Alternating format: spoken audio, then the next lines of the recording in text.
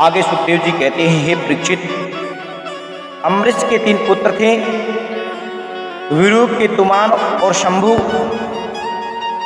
विरोग से प्रस्त उनके रथितर संतान ही होते हैं।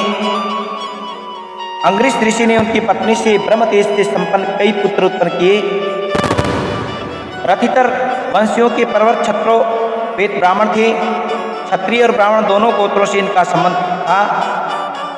सुखदेव जी कहते हैं, राजन, एक बार मनु के छींकने पर उनकी नासिका से इत्वाकु नाम का पुत्र उत्पन्न होता है। इत्वाकु के 100 पुत्र विकुची, निमि व दंडक। विकुची के पुत्र का नाम पुंजय और पुंजय का पुत्र अनेन और उनके पृथु हुआ। पृथु के विश्वरधि और उसके चंद्र और चंद्र के युनासव और उनके आगे वंश परंपरा में सावस्त, जिन्होंने साप बस्तीपुरी बसाई। युनासव संतान ही थे। ऋषि ने बड़ी कृपा करके युनासव से पुत्र प्राप्ति के लिए इंद्र का यज्ञ करवाया। युनासव ने रात्रि के समय प्यास लगी, यज्ञशाला में जाते हैं, मंत्र से अभिमंत्रित जल ही पी लेते हैं। ऋषि सुबह उठे, जाकर देखा कलश में जल नहीं है। संत कहे, भैया, ये पुत्र उत्पन्न करने वाला जल किसने पी लिया? युनासव कहे, महाराज, ये जल तो मैं पी गया। मानवा उस जल के बल से युनासव की दाहिनी को फाड़ करके उसके एक चक्रवर्ती पुत्र उत्पन्न होता है। बालक रोने लगा।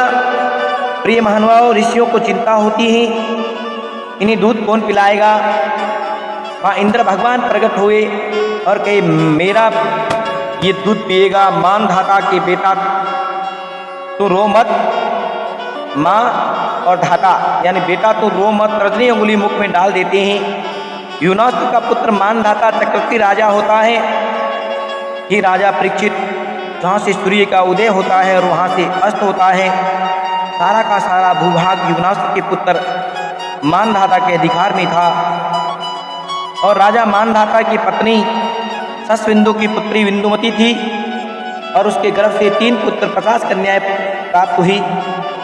योगी राजा मुचकुंद की 50 बहनें थी। वह 50 की 50 शोभ ऋषि को पति के रूप में वर्णन कर लेती हैं। एक दिन की बात, प्रिय श्रोताओं, शोभ ऋषि नदी के अंदर स्नान कर रहे थे।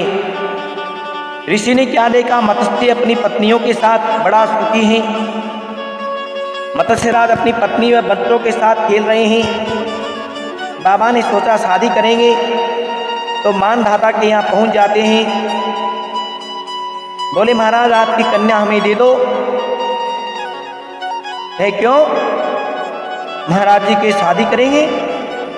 देखो कैसे बूढ़े हो गए हैं, शादी करने की मन में आई है। ठीक है महाराज, क्योंकि मना तो कर नहीं सकते, ऋषि हैं।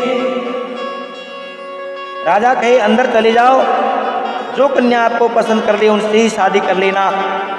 ऋषि ने सोचा, ये इसलिए कह दिया कि मैं बुढ़ा हूँ, अपनी योग माया से इतने सुंदर स्वस्थ हो जाते हैं कि कन्या की बात छोड़ो, देवलोक देवांगनाएं भी पसंद कर ले। फिर 50 कन्याओं के बीच में पहुंच गए। प्रिय महानुभावों, वो 50 की 50 कन्याएं उन्हें स्वीकार कर लिया। उन 50 कन्याओं से विवाह हो जाता है और कहते हैं अकेले थे, अब 50 और हो गई, शादी हुई तो बच्चे भी हुए, तो 5000 बच्चे हो जाते हैं। महाराज, एक दिन की बात विचार किया शोभ ऋषि ने कि मैंने एक भ्रष्ट मछली का संग किया, किस चक्कर में पड़ गया भैया। उन्होंने पुत्रों पत्नी सहित सभी को भगवान के भजन में लगा देता है, तो उन सभी का अंतोत्तरा कल्याण हुआ। वह उसी वंश परंपरा में आगे चल करके राजा सगर होते हैं और सगर के 7000 एक बेटा हुई। राजा सगर ने बहुत बड़े बड़े यज्ञ अनुष्ठान किए और 100वां यज्ञ अश्वमेध करने ही जा रहे थे। इंद्र आता है, घोड़े को चरा ले जाता है और ले जा करके कपिल मुनि के आश्रम में बांध देता है।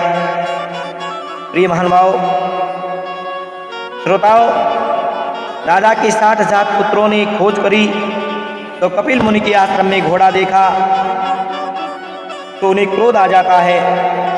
मुनि को उल्टी सीधी बातें कहते हैं मुनि की आंखें खुली और खुलते ही दृष्टि पड़ी तो 60 के 60,000 पुत्र भस्म हो जाते हैं। महारानी सुमति के गर्भ से उत्पन्न सभी पुत्र राख का ढेर हो जाते हैं।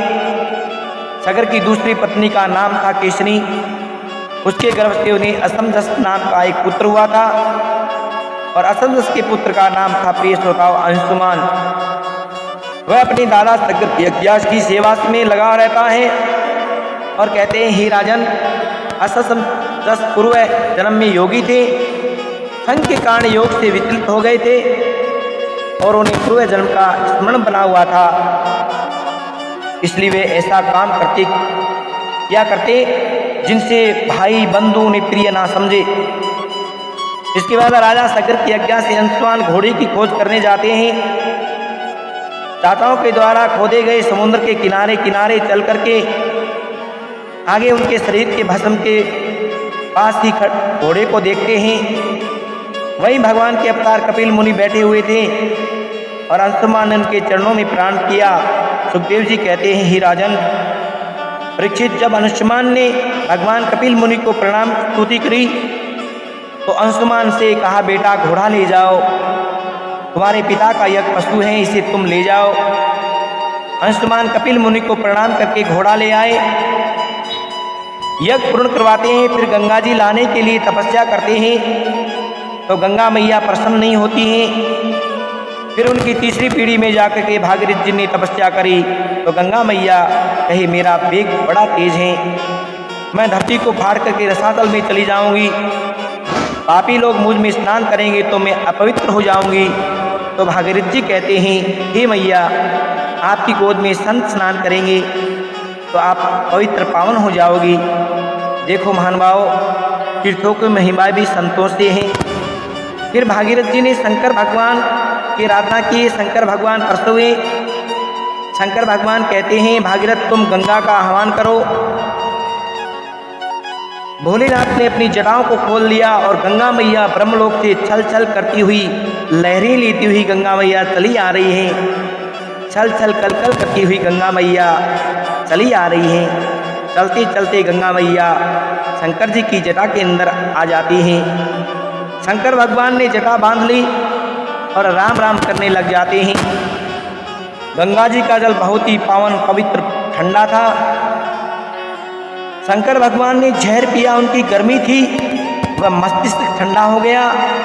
राम राम का कीर्तन करने लगे। भागीरथ जी कहते हैं, महाराज क्या कर रहे हो? गंगा मैया को छोड़ो, हमारे पूर्वजों का उद्धार करना है, कैसे होगा? ऐसी स्तुति करी तो भगवान शंकर ने अपनी जटा का एक बाल खोला और आज गंगा मैया जटा से निकलती हैं।